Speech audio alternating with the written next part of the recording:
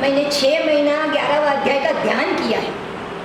पहले संस्कृत का ध्यान किया, संस्कृत गीता का ध्यान किया, फिर मराठी गीता का 11वां अध्याय का ध्यान किया है। 6 महीना उन्होंने इस अध्याय का ध्यान किया है और वो ध्यान कर कर ये जो सारी चीज़ें हमारे सामने रखी है। ऐसे तो मूल तो आधार गीता का ही है, उसको उस तरह से ये इस अध्याय, दोनों अध्याय का है, 10वां अध्याय और 11वां अध्याय। हाँ, 11वें अध्याय के बारे में है,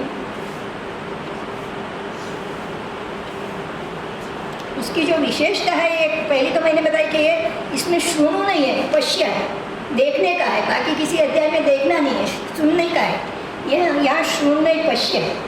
अब ये जो अध्याय है वो कितने कितने भावों से युक्त है, यानी जितने इस एक अध्याय में जितने भाव आते हैं और कहीं गीता में पूरे में नहीं आएंगे। तो बहुत भावों से, अनेक भावों से युक्त है गीता का 11वां अध्याय। गीता के अन्य किसी भी अध्याय में इतने भावों का साक्षात्कार हमको नहीं होता है। वहाँ अनंत अनंत रूप है, प्रकार है, आकार है, वर्ण है, सब कुछ उसमें है। और उससे युक्त जो विश्व रूप है वो कैसा है, तो अद्भुत है, आश्चर्यजनक है, अनाकलनीय है, अपूर्व है।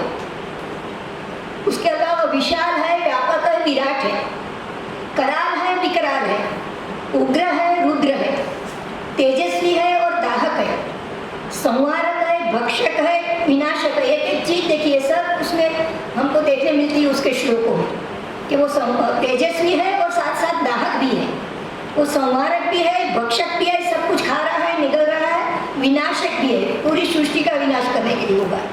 दिव्य अलंकार, आभूषण, वस्त्र, फूल, गंध से युक्त है। शुरू में जब उसका प्रकट होता है तब संजय उसका वर्णन करता है और उस समय उसने सारी दिव्यता का वर्णन किया है कि प्रारंभ का है, प्रारंभ में वो दिव्यता से प्रकट होता है। तो उसको दिव्य अलंकार बताया, दिव्य आभूषण है, दिव्य वस्त्र है, दिव्य फूल है, दिव्य गंध है, सबको लेकर वो प्रकट होता है और अति भव्य है वैसा वह रूप। और उनकी वो भव्यता है, वो कभी हमारे में आदर, अहोभाव, नम्रता, प्रार्थना, पूजा का भाव जगाते थे। तो कभी विस्मय है, भय है, व्याकुलता है, दिग्मनता है, ये सारे भाव जागती है। यानी एक साथ इतने प्रकार के चीज वो हमारे सामने खड़ी कर देती है कि हम स्तंभित हो जाते हैं वो देख कर भी। फिर वहाँ आनंद और अनुराग भी है, वंदन और स्तवन भी है, साधु परित्राण, दुर्जन विनाश, धर्म संस्थापना की जो बात उन्होंने 4थे अध्याय में की थी वो सारी यहाँ चरितार्थ हो रही है। तो 3 बातें।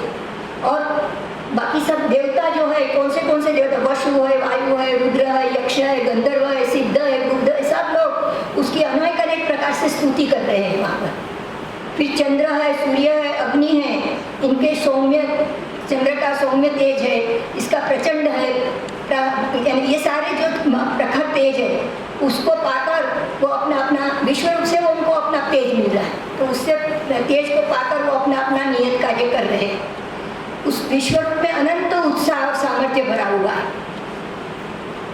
उसमें संसारी जनों की मूड व्याकुलता भी देखने में आती है, मुमुक्षु की प्रार्थना भी का समावेश है, भक्तों लोग निर्भय होकर उसके भजन भी गा रहे हैं, ऐसा भी दृश्य उसमें दिखता है। और सिद्ध और संत लोग जो है उसको मंगल स्तुति कर रहे हैं और मुक्त जो है वो ईश्वर में प्रवेश कर रहे हैं। ये सारे भाव उसमें समेट दिए हैं एक एक श्लोक में। बहुत सुंदर वो सारा चीज है, सभी का नाम, सबका एकत्र दर्शन उसमें हो रहा है। तो कहीं हर्ष से रोमांचित होने का भाव है, तो कहीं व्याकुलता दिग्मुख कर देती है। संजय की महापूजा, शुरू में महापूजा करता है तो धीरे धीरे काल स्वरूप की भयानकता में प्रकट हो रहती है और फिर उग्रतम रूप धारण उसका होता है काल स्वरूप का। और फिर अर्जुन दुर्मुट बन जाता है। उस दिग्मुखता से अपने आप को संभाल कर वो काल स्वरूप को प्रार्थना करता है कि फिर आप अपना फिर से सौम्य रूप धारण करिए, मेरे से ये सहन नहीं हो रहा है। और वह उदार देव है, वो उसकी विनंती को मान्य कर फिर सौम्य रूप में प्रकट होता है, चतुर्भुज रूप में। तो दिव्य भव्य उग्र से फिर दिव्य भव्य रुद्र से फिर वो सौम्य रूप में, इस तरह से एक चलचित्र सिनेमा पर चलचित्र चल रहा है और एक के बाद एक दृश्य हमारे सामने आ रहा है, उस तरह से उसका वर्णन उसमें होता है। तो ये सारे रूप एक के बाद नया नया भाव निर्माण हमारे में करता है और आदि से अंत तक हमको रम्यता में, रुद्रता में, सौम्यता में जकड़ कर रख देता है, पूरा का पूरा शुरू से अंत तक। वास्तव में वो जो विश्वरूप दर्शन है वो एक रुद्र रम्य अद्भुत आश्चर्यजनक ऐसा काव्य है, और जिसकी उड़ान हमारी कल्पना जगत में नहीं आ सकती है। कल्पना जगत का कोई खेल नहीं है, या कल्पना जगत की कोई कृति नहीं है। ये समाधि के अनंत अवकाश में, उसकी व्यापकता और गहराई में उसका रहस्य, समाधि की यानी जब व्यापकता और गहराई दोनों हम समाधि की प्राप्त कर सकेंगे उनके अनंत अवकाश में, तब उसका कुछ रहस्य उद्घाटन हो सकता है। ऐसा ये विश्वरूप है। तो उसकी ये जो सारी वर्णन है, वो वर्णन ही हमको रोमांचित कर देता है। ऐसा सारा विश्वरूप का दर्शन है। तो अर्जुन के साथ हम भी उसको शत शत वंदना कर ले, उस विश्वरूप को। तो समय का भी बचन दोनों अध्याय जल्दी हो गए, 30-35 मिनट में। अब 12वां अध्याय है, उसमें ईश्वर का सगुण निर्गुण ये दोनों रूप प्रकट होता है। यानी तुम्हारा सगुण रूप श्रेष्ठ है कि निर्गुण रूप श्रेष्ठ है, ऐसा अर्जुन भगवान को प्रार्थना करता है, पूछता है। तो सगुण निर्गुण दोनों वैसे तो उसी के रूप है, उसमें श्रेष्ठ किसको कहना और कनिष्ठ किसको कहना, ये बड़ा यानी मुश्किल प्रश्न भगवान के सामने खड़ा हुआ है। तो बाबा ने वहाँ बताया ना कि एक माँ है और उसके 2 बेटे हैं। तो कोई उनको पूछता है कि तुमको बड़ा बेटा प्रिय है कि छोटा बेटा प्रिय है, तो माँ क्या उत्तर देगी? यानी बड़ा बेटा स्वावलंबी हो गया है और छोटा बेटा अभी माँ के आधार पर है उसको। तो फिर माँ को इतना ही, वो कैसे भी अगर उत्तर देना है तो वो कहेगा कि वो तो अपना देख लेता है, मुझे इसके ज़्यादा संभाल लेनी पड़ती है छोटे की, तो छोटा उसको प्रिय है, ऐसा वो बता देती है कैसे भी। लेकिन बाकी उसके मन में कोई भेद नहीं है कि छोटा और बड़ा, ये ज़्यादा प्रिय और वो कम प्रिय, ऐसा तो नहीं है। तो ये उसमें 2 सगुण जो रूप है वो ईश्वर की उपासना है, और निर्गुण जो रूप है अक्षर की उपासना है। तो एक ईश्वर की उपासना और अक्षर की, अक्षर ब्रह्म कहते हैं, अक्षर ब्रह्म का रूप अक्षर है, तो अक्षर की उपासना है और ईश्वर की उपासना है। तो ईश्वर की उपासना सुलभ है, यानी सगुण उपासना है वो सुलभ है, और वो ब्रह्म की निर्गुण की उपासना है वो कठिन है, वो सबसे लिए सुलभ नहीं है, कोई विशेष के लिए हो सकती है। जैसे बाबा है तो उनकी बैठक निर्गुण की थी, तो वो कहते हैं कि मुझे निर्गुण ज़्यादा सुलभ लगता है सगुण से, तो वो वहाँ हो सकता है। या जैसे रामकृष्ण परमहंस विवेकानंद के साथ में निर्गुण की बात करते थे, लेकिन बाकी सबके साथ तो सगुण की करते थे। तो निर्गुण जो है उसको बहुत कम लोग पचा सकते हैं, अधिकतर लोग तो सगुण में ही पसंद करेंगे और उसी में रम सकेंगे। निर्गुण पचाना भी उनके लिए। तो इसमें दोनों में फर्क है, एक सुलभ है, दूसरा कठिन है। एक अक्षर की उपासना है, एक ईश्वर की उपासना है। एक में स्वावलंबी है, निर्गुण भक्त स्वावलंबी है, और सगुण भक्त है वो ईश्वर अवलंबन है, उसको ईश्वर का आलम्बन है। और सगुण में व्यक्ति निष्ठा पनपती है, निर्गुण में ईश्वर तत्व निष्ठा, ईश्वर निष्ठा भी, उसमें तत्व निष्ठा पनपती है। और सगुण जो है उसको हम कुछ इंद्रियों द्वारा हम उसका पूजन करेंगे, निर्गुण है वो चिंतन के द्वारा प्रकट हो सकता है, वो उसको इंद्रियों द्वारा नहीं होगा। सगुण है वो प्रेममय है, और निर्गुण है वो ज्ञानमय है। सगुण उपासना जगत को सापेक्ष, जगत सापेक्ष है सगुण उपासना, और निर्गुण उपासना है जगत निरपेक्ष है, उसमें जगत का कहीं आएगा नहीं, उसे उसके उस पार जाकर करना होगा। ये सगुण उपासना है साधक अवस्था है, और वो निर्गुण उपासना है वो सिद्धावस्था है।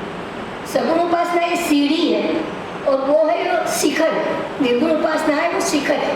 तो इस तरह से दोनों में फर्क है। सगुण उपासक जो है वो द्वैत उपासक, द्वैत का उपासक है, और निर्गुण जो है वो अद्वैत का उपासक है, वो अद्वैती है। तो सगुण कहो निर्गुण कहो फर्क दोनों में है, लेकिन दोनों जाकर आखिर ईश्वर के ही रूप है। ज्ञानेश्वर ने गाया है ना, तुझे सगुण कहूँ कि निर्गुण कहूँ, सगुण निर्गुण दोनों गोविंद है, दोनों गोविंद के ही रूप है। सगुण भी गोविंद का रूप है और निर्गुण भी गोविंद का रूप है।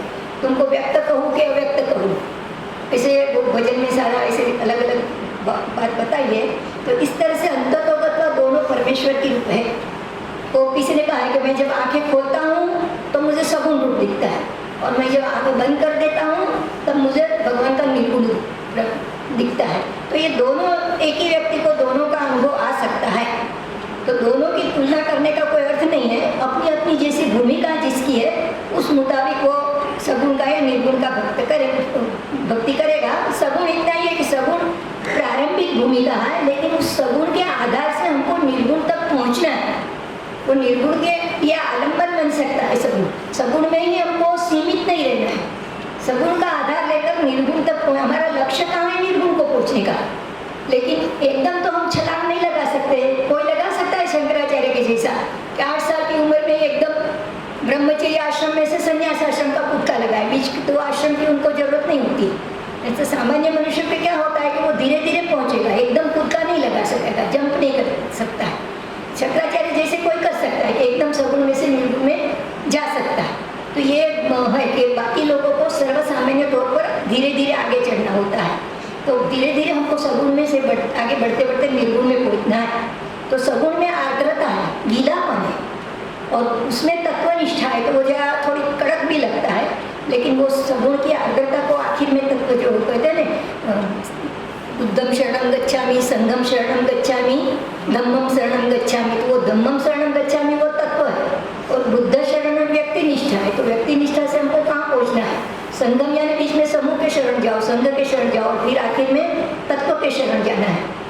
आखिर में तो वो निर्गुण का ही हमको पहुंचना है, लेकिन उसकी सीढ़ियाँ होती है पहुंचने के लिए। सबके लिए सब एकदम छलांग नहीं मार सकते। तो वो जो अक्षर ब्रह्म रूपी जो भगवान है वो कैसा है, तो उसका वर्णन करते हैं। वो अचिंत्य है, अविद्य है, अनिर्देश्य है, सर्वव्यापक है, नित्य है, निश्चल है, निर्लिप्त है, ऐसा सब उसका वर्णन करते हैं। तो सगुण ब्रह्म की भी उपासना का उसमें जिक्र मिलता है, निर्गुण ब्रह्म की उपासना का भी जिक्र मिलता है। तो निर्गुण उपासना में सर्वभूत ही तरती, यानी विश्वव्यापक हमारा वो जो है उपासना होगी। और इसमें मत कर्म, यानी ईश्वर का ही कर्म कर लिया तो उसमें फिर उस अनुभूति को पहुँच सकेंगे। तो ये दोनों में फर्क भी होता है कि वो दोनों की उपासना की पद्धतियाँ भी भिन्न भिन्न होगी। वो इसमें बताई हुई है कि क्या क्या कैसे कैसे वो उपासना होगी।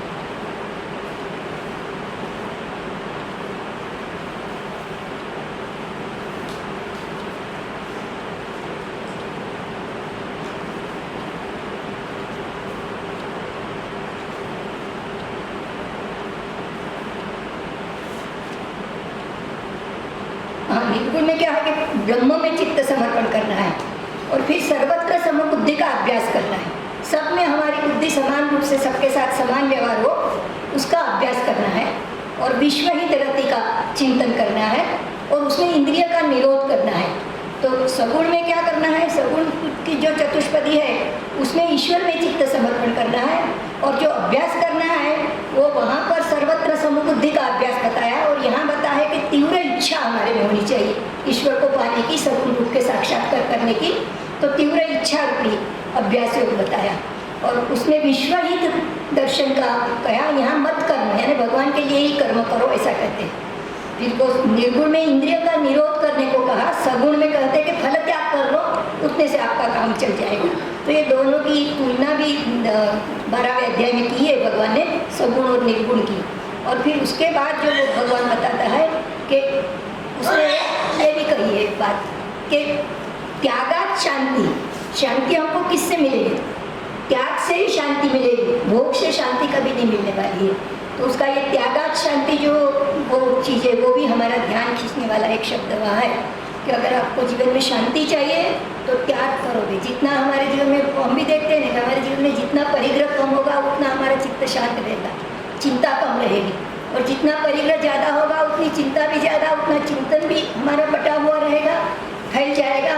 तो ये सब है कि जितना जितना त्यागमय जीवन होगा उतना उतना हम शांति को वर्ण कर सकेंगे। तो ये निर्गुण में जो है वो ईश्वर को सब, ब्रह्म को सब कुछ समर्पण करना है, इसमें ईश्वर को सब कुछ करना है। तो इसलिए फिर बाद में जो उसके जो 8 आखिर के श्लोक है वो बहुत महत्व के श्लोक है, और उसमें भगवान ने भक्त के लक्षण बताए हैं कि भक्त कैसा होता है। तो वो जो वर्णन किया है भक्त का, तो सबसे पहला का है अद्वेष्टा सर्वभूताना, यानी पहला जो गुण बताया वो बताया कि नेगेटिव कहेंगे ऐसा करके। वो भक्त जो है वो किसी का द्वेष नहीं करता है, कोई पॉजिटिव न बताया, द्वेष नहीं। क्योंकि द्वेष करने से क्या होता है, जैसे द्वेष है, फरियाद है, शिकायत है, ये सारी चीज़ क्या होती है कि हम जिस लेवल पर है उससे हम एक लेवल नीचे आ जाते, एक स्तर पर नीचे आ जाते हैं। तो ये जो नेगेटिव कोई भी चीज़ है वो हमको ऊपर से नीचे ले आती है। और अगर हमारे जीवन में पॉजिटिव चीज़ का विकास होगा तो हम धीरे धीरे धीरे धीरे ऊपर चढ़ते जाएंगे। इसलिए नेगेटिव चीज़ का निषेध ये मुख्य चीज़ हमारे जीवन में होनी चाहिए। दोनों ओर की साधना चलनी चाहिए कि नेगेटिव का निषेध हो और पॉजिटिव का सेवन हो। तो इसलिए पहली सब जो बोला है कि जो भक्त है वो किसी का द्वेष नहीं करता, क्योंकि वो भक्त के लिए, अगर वो भक्त है तो उसके लिए असंभव है, द्वेष करना ही असंभव है, द्वेष भावना ही उसके चित्त में उठेगी नहीं, क्योंकि वो सबके साथ कैसा रह रहा है, मैत्र करुणा एवं च, सबके साथ उसकी व्यवहार मैत्री और करुणा का होगा। वो तीन बातें है ना, चार बातें बताई है, योग सूत्र ने भी बताई है और भागवत में भी बताई है कि हमारा व्यवहार दुनिया के साथ कैसा होना चाहिए। तो मैत्री, करुणा, मुदिता और उपेक्षा। कुछ लोग हमारे बरोबरी के होते हैं, उनके साथ हमारा व्यवहार मैत्री का होगा। कुछ हमारे से ऊपर के स्तर के हो गए तो उनके साथ का हमारा व्यवहार मुदिता का, उनको देखकर हमको आनंद होना चाहिए। होता क्या है, द्वेष का होता है। इसलिए अद्वेष्टा सर्वभूतानां कहा कि हमसे जो ऊपर है उसका द्वेष न करे, उसको देखकर हमको आनंद होना चाहिए कि कहो इतना सब गुण उसमें प्रकट हुआ है तो हमको भी उसको देखकर आनंद होना चाहिए।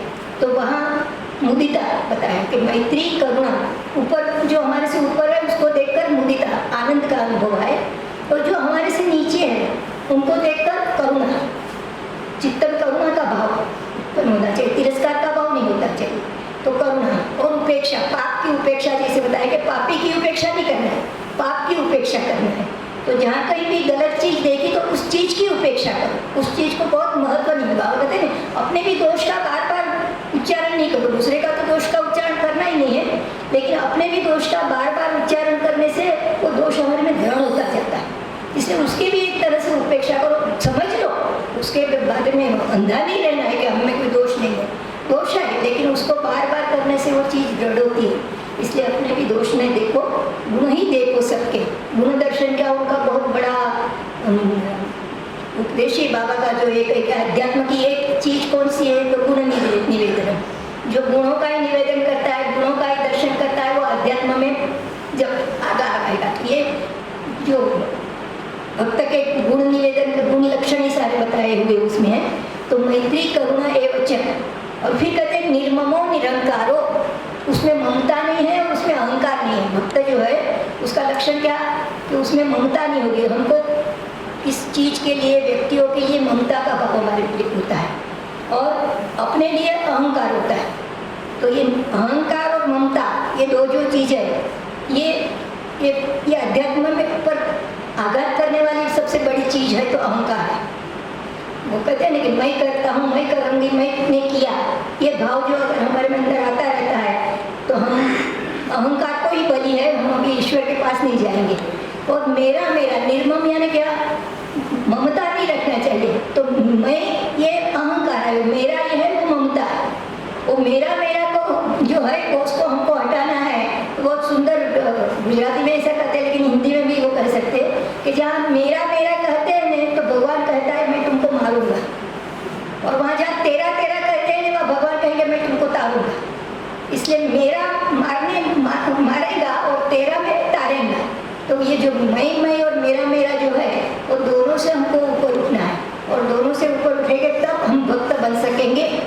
सम दुख सुख क्षमी, ये सुख और दुख को समान मानना, वो सारे द्वंद्व हमने देखे थे ना, कितने सारे द्वंद्व, राग द्वेष, सुख दुख, मिट्टी सोना, शत्रु मित्र, मान अपमान, ऐसे 8 द्वंद्व गीता में आते हैं। वो 14 अध्याय हम देखेंगे विस्तार से। तो वो 8 द्वंद्व है, वो सब द्वंद्वों में हमको समान रहना है। सुख आया तो भी भगवान का प्रसाद है, दुख आया तो भी भगवान का प्रसाद है। दुख किसको नहीं मिलता है जीवन में। बड़े बड़े भगवान के अवतार हो गए, उन्होंने कितना दुख झेला। संतों के जीवन में कितना दुख होता है, हमारे जीवन में जितना दुख होता है उतनी ज़्यादा कसौटी संतों के जीवन में होती है। तो सुख दुख जो है वो हमको लेने पर होता है, उसके हमको अभिभूत नहीं होना है, और दुख से ज़्यादा सुख से हमें अभिभूत होता है। तो दुख से समझने के बदले सुख में हमको अपने आप को ज़्यादा संभालना है।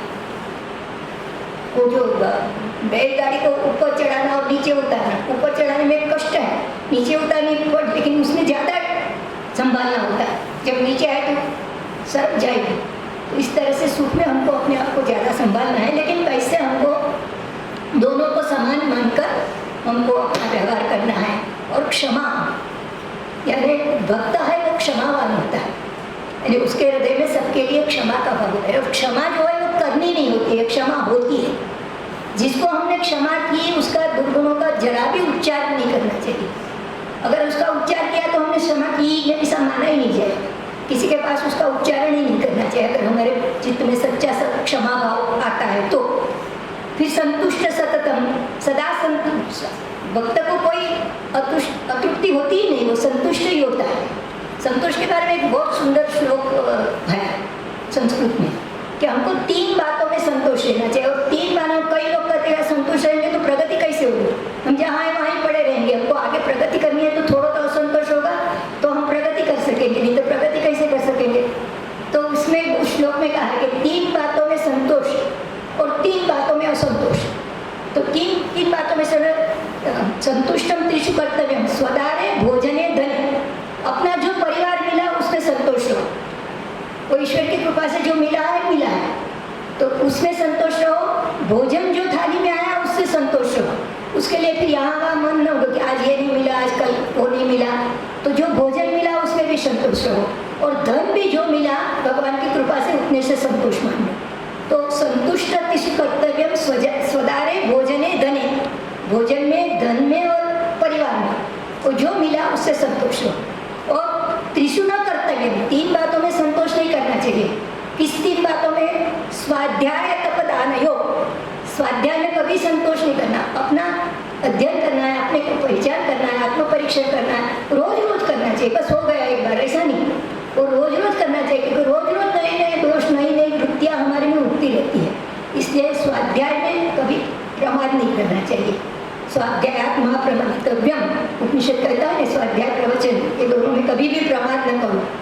स्वाध्याय तपदान योग, तप करने में भी प्रमाद नहीं करना चाहिए, उसमें रहना चाहिए कि जितना तप किया उससे ज़्यादा तप की आवश्यकता है, बस इससे ज़्यादा मैं तप नहीं कर सकती हूँ। नहीं, तपस्या दिन दिन बढ़ती जाएगी। वो पुराने ज़माने में आश्रम में बच्चे जाते थे ना, फिर उनके लोग मिलने जाते थे, कहते तो उनको एक अपी तप वर्धते और कुछ बताते नहीं, तुम्हारा तप बढ़ रहा है कि नहीं, ये पूछते थे। तो तपस्या ये तो बहुत मुख्य लक्षण कि हम आगे बढ़ रहे हैं कि नहीं बढ़ रहे। तो स्वाध्याय, तप और दान, दान देने में भी कभी संतोष नहीं मानना चाहिए। दान यानी पैसे का ही दान ये नहीं होता है, अनेक प्रकार से दान होता है। तो किसी दुखी मनुष्य है, उसके सामने हास्य के थोड़ा, तो उससे भी उसको थोड़ी सांत्वना मिले, 2 शब्द उसको पूछे उससे भी मिले। तो अनेक प्रकार के दान हो सकता है। हमारे एक मित्र है, वो कहते थे मुझे समाज सेवा करनी है, तो क्या करेंगे, कैसे करेंगे। तो वो रोज अस्पताल में जाते थे, और अस्पताल में कई प्रकार के लोग आते थे, बेचारे दूर दूर से गाँव में से आए हुए हैं, उनके परिवार वाले कोई उनके साथ रह नहीं सकते हैं, अकेले पड़े हुए हैं। तो वो हर एक को जाकर पूछते थे आपको कुछ जरूरत है क्या, मैं कहीं लागू क्या, मैं आपको किसी को, उस जमाने में तो कहाँ मोबाइल और फोन वगैरह थे, आपको किसी को घर वाले को चिट्ठी लिखनी है क्या, मैं लिख दूँ क्या। तो इस प्रकार के अनेक प्रकार की सेवा हम कर सकते हैं, और उसको दान में भी गिन सकते हैं कि हमने कुछ न कुछ अपना दिया लोगों के लिए। तो ये स्वाध्याय, तप और दान, ये 3 में हमको कभी भी संतोष नहीं होना चाहिए। अधिक दिन दिन बढ़ता है, ऐसी हमारी अवस्था उसमें होनी चाहिए। और ये 3 चीज़ जो बताई उसमें संतोषी होना चाहिए, उसमें कभी शिकायत नहीं होनी चाहिए। फिर यथात्मा है, दृढ़ निश्चय है। और जैसे बुद्ध भगवान है, जब समाधि के लिए बैठे 40 दिन के उपवास के लिए, तब उन्होंने क्या निर्णय लिया, यह आसन शुष्यतु मे शरीरम, इस आसन पर मैं बैठा हूँ, मेरा शरीर सूख जाएगा, मांस हड्डी सब कमजोर हो जाएगी, लेकिन जब तक अप्राप्य बोधि, जब तक मुझे बोधि प्राप्त नहीं हो गई, तब तक मैं इस आसन को छोड़ूंगा नहीं। ये दृढ़ निश्चय, ध्रुव का दृढ़ निश्चय था कि जब तक ईश्वर का दर्शन नहीं होता है, ईश्वर की कृपा नहीं मिलती है, तब तक मैं नारायण नारायण नारायण का जप करता ही रहूँगा।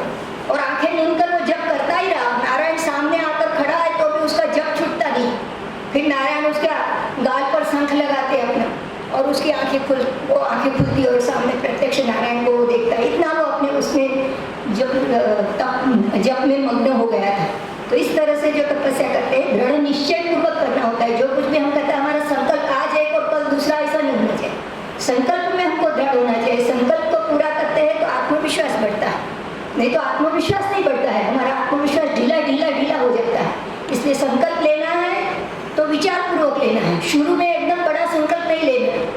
शुरू में शुरुआत छोटे संकल्प से करनी, फिर छोटे संकल्प में हम अगर सफल हुए तो फिर उससे थोड़ा बड़ा संकल्प ले, फिर उससे थोड़ा बड़ा संकल्प ले। लेकिन एकदम तुक्का लगाने जाएंगे तो वो शायद हमको भारी हो जाए, हम उसको पचा नहीं पाएंगे और फिर एकदम निराश हो जाएंगे और हमारा आत्मविश्वास भी खत्म हो जाएगा। इसलिए संकल्प के बारे में भी हमको जो भी दृढ़ निश्चय हमको संकल्प लेना है तो उसको फिर छोड़ना नहीं। लेकिन इसलिए शुरुआत भी करनी है तो क्रम से करने से वो अच्छा होता है। मई अर्पित मनोबुद्धि है तो बार बार आ जाता है। भगवान क्या कहता है कि मुझे तुम्हारा मन और बुद्धि दोनों मुझे अर्पण कर दो, वो भक्त मुझे प्रिय है। जो ऐसा करता है वो भक्त मुझे प्रिय है। फिर कहते यस्मान नो द्विजते लोको लोकान नो द्विजते, जिनसे लोग उद्विग्न नहीं होता है और जो लोग से उद्विग्न नहीं होता है। ऐसे दोनों ओर से कसौटी होती है। वो उदाहरण देते हैं कि मछली है, उससे समुद्र उद्विग्न नहीं होता है। कितनी भी मछलियाँ दौड़ धूप करे समुद्र का, उसको तो लगता है कि बच्चा मेरे गोद में खेल रहा है। तो मछली समुद्र से उद्विग्न नहीं होती और समुद्र मछलियों से नहीं होता है। दोनों एक दूसरे के साथ वो हो जाते हैं। तो हमारा कभी समाज के साथ हमारा संबंध ऐसा होना चाहिए कि लोग हमारे से हम अगर अपने सिद्धांत में बहुत कड़े हो गए ना तो लोग हमारे से उब जाएंगे। इसलिए सिद्धांत में बहुत कड़े नहीं होगा, धीरे धीरे करना चाहिए। लोग कितना बचा, हम अपने लिए दृढ़ रहे, लेकिन बाकी के लोगों के लिए हमको थोड़ा नरम होता जाना चाहिए। तो बाबा ने बहुत सुंदर बताया है कि गुरु जो है वो शिष्य को कैसे ट्रेन करता है। तो प्रारंभिक अवस्था में उसको सुख धैर्य देता है, सुख प्रेम और धैर्य देता है। फिर धीरे धीरे फिर उसकी वासना छुड़ाता है, वैराग्य जागृत करना है, उसकी आंखों में ज्ञानांजन डालता है, उसको आत्मा का दर्शन कराता है, फिर उसे लोकोद्धार का काम कराता है। लेकिन धीरे धीरे शुरू से ही हम अपनी सिद्धांत निष्ठा दूसरे पर थोपने जाएंगे तो वो लोग सहन नहीं कर पाएंगे, हमको भी सहन नहीं कर पाएंगे। और महापुरुषों को भी कभी ऐसी परिस्थिति आती है कि उनकी उतनी ऊंची बातें होती है कि वो ऊंची बात समाज नहीं ग्रहण कर सकता, उनको भी अपने आप को खींच लेना पड़ता है। इसलिए बाबा ने कहा ग्रामदान, फिर सुलभ ग्रामदान, फिर सुलभतर ग्रामदान, क्या कि लोगों बचाए भी उस हालत में हमको आना है। धीरे धीरे सब एकदम पहले टोच की बात बता देंगे और इसको आचरण करो ऐसा कहेंगे तो शायद लोगों के लिए भी कठिन जाता है, लोग हमसे उब जाएंगे। ये सब पद्धति होती है, उसको तो लोकान नो द्विजते लोग से जो नहीं उठता है और लोग उससे नहीं। फिर हर्ष की लागनी होती है, हर्ष क्रोध भय शोक, ये सारी लागनियाँ जो होती है वो भक्त को नहीं होती।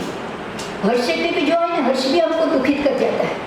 किसी को लॉटरी लगी लाख करोड़ रुपए की और उसका हार्ट फेल हो गया तो हर्ष का भर भी वो कर जाता है। तो ये हर्ष का भी एक आवेग होता है, उससे भी हमको बचना है। हर्ष यानी वो आनंद, वो ऐसे जो आनंद के भी धक्के लगते हैं वो नहीं होना चाहिए। सर्वारंभ परित्यागी, वो जो हमने देखा ना कर्मयोग के उसमें कि जो भक्त है कर्मयोगी है वो जो कुछ भी काम है प्रभावपतित कार्य करेगा, नया आरंभ नहीं करता जाएगा। सर्वारंभ परित्यागी, सब प्रकार के आरंभ नहीं वो करेगा, जो अपने मार्ग में आया है उसको करता जाएगा। आज इस फाटे में जाना है, कल उस फाटे में जाना है, उसमें ऐसा नहीं करेगा, सीधा जो उसका मार्ग है राजमार्ग, उस राजमार्ग पर वो चलता रहेगा। तो सर्वारंभ परित्यागी। फिर द्वंद्व बताया कि शीत और उष्ण, सुख और दुख, ये सारे तुल्य, निंदा और स्तुति। तो ये निंदा स्तुति भी एक प्रकार का द्वंद्व है, वाचिक द्वंद्व है, वाणी के कहा हुआ वो द्वंद्व है। तो निंदा स्तुति में भी हमको सब लेना है। और कोई हमारी स्तुति करते हैं तो हमको बहुत खुशी हो जाती है और निंदा करते हैं तो दुखी हो जाते हैं। लेकिन नामदेव ने क्या है, क्या मानाचा मुझे दोष अपमानी उल्लास। कोई अगर मुझे मान करता है तो मुझे लगता है मैं कहाँ धरती में समा जाऊँ, ऐसा उसको मानाचा मुझे। और कोई मेरा अपमान करता है तो मुझे आनंद आता है, अपमानी उल्लास, उससे मुझे मेरे अपने खुद को सुधारने की तक मिलती है। वो बापू कुटी में एक वाक्य लिखा है ना कि कहीं तुम्हारे बारे में कोई कुछ कहते हैं तो अगर वो सही है तो उसने तुमको मार्ग बताया और वो गलत है तो तुम अपने ऊपर क्यों उसको लेते हो, वो है गलत अपनी जगह पर, तुमको अपने आप में विश्वास है नहीं, उसकी बात को क्यों मन कर लेते हो। तो इस तरह से ये जो है कि हमको इन सब चीज़ों में अपने आप को। और बाकी एक पता है कि अनिकेत स्थिर मत, उसका कोई घर नहीं होता है। जो भक्त होता है यानी वो कहीं भी स्थिर है ऐसा नहीं, लेकिन उसकी जो चित्त है वो कहाँ स्थिर हो गया, अनिकेत है। बाबा ने उसका क्या किया